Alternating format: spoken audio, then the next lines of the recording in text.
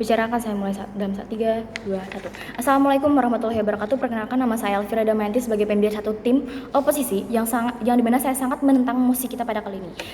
Sebelum saya memasuki poin argumentasi dan sebelum saya menyanggah poin argumentasi tim proposisi, alangkah baiknya kita mengetahui musik kita pada kali ini, yaitu Dewan ini percaya bahwa orang tua dari anak yang berbakat dalam bidang seni memiliki kewajiban untuk memaksimalkan potensi anaknya.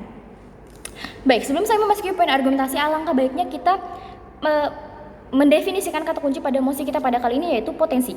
Potensi adalah kecenderungan seseorang atau anak untuk memiliki kemampuan tertentu yang dimana kemampuan tertentu yang dimiliki anak ini bisa dalam bidang akademik maupun dalam bidang non akademik. Lalu berbakat. Seseorang dapat dikatakan berbakat apabila memiliki integrasi atas dirinya sendiri. Lalu masuki poin sanggahan, saya akan menyanggah poin dari tim proposisi, yang dimana tim proposisi mengatakan bahwa tim proposisi ada menyinggung mengenai tentang hubungan orang tua dan anak, yang dimana tim proposisi mengatakan ketika anak menikmati sesuatu yang memang benar dari dirinya sendiri, tentunya mereka akan tetap menyukai hal tersebut, dimana walaupun mereka gagal berkali-kali, tentunya anak akan tetap merasa enjoy atau menyenangi bidang-bidang tersebut, yang dimana jika mereka berlatih berkali-kali sekeras apapun, jika mereka gagal, tentunya mereka akan tetap menikmati perjalanan proses mereka untuk menuju sukses. Tapi memang benar adanya seperti itu, dimana jika anak menyukai sesuatu, tentunya anak akan terus berjuang. Memang benar adanya. Tetapi untuk memberikan pelatihan pada anak terus-menerus tentunya akan mengeluarkan materi atau dana yang cukup besar, yang dimana untuk memberikan pelatihan ini tentunya kita sebagai orang tua memberikan yang terbaik, yang memberikan segalanya untuk anak, dimana agar anak ini bisa menikmati. Tetapi tentunya tidak semua orang tua mampu atau mencukupi hal tersebut demi anak berlatih berkali-kali. Lalu memasuki poin argumentasi saya yang pertama adalah orang tua, tentunya kita sebagai orang tua ingin terbaik untuk anaknya. Karena seni, jika anak tetap menekuni bidang seni di negara kita ini, karena seni di dalam negara kita ini masih sedikit lapangan pekerjaannya atau prospek kerja yang masih kecil. Contohnya saja, kita ibaratkan anak memiliki ketertarikan dalam bidang perindustrian film, dan saat ini faktanya berdasarkan yang seperti yang kita tahu di negara kita sendiri, perindustrian film di Indonesia masih sangat dipandang sebelah mata oleh masyarakat, yang dimana masih sangat kurang berkembang sekali perindustrian film yang ada di Indonesia ini. Tentunya hal ini berdampak pada prospek kerja sang anak, yang dimana hal ini juga berdampak terhadap keuangan yang dihasilkan anak. Tentunya kita sebagai orang tua ingin yang terbaik untuk anaknya. Orang tua sudah memberikan segala upaya, segala pengorbanan untuk anaknya agar anak bisa sukses di masa depannya. Yang dimana di masa depan bidang yang memadai atau mendukung kesuksesan di masa depan ini seperti industri travel, kesehatan, dan lain sebagainya. Industri-industri atau bidang ini memiliki potensi yang sangat besar di masa depan. Tentunya kita sebagai orang tua pastinya harus mendukung atau memberikan terbaik untuk anak, dan dengan perlu kita ketahui bahwa kebaikan ini juga hal ini juga untuk kebaikan anak. Tentunya memang benar bahwasanya anak mempunyai hak untuk menentukan sendiri keinginannya untuk menjalankan tujuan hidupnya. Namun tentu sudah menjadi kewajiban kita sebagai orang tua untuk mengarahkan anak. Tentu mereka tidak mau kalau hal yang selama ini yang diupayakan semaksimal mungkin oleh anak malah menjadi zonk, atau dalam artian dengan lapangan kerja yang sedikit dan tidak ada jaminan sukses di masa depan. Jaminan sukses tinggi masa depan.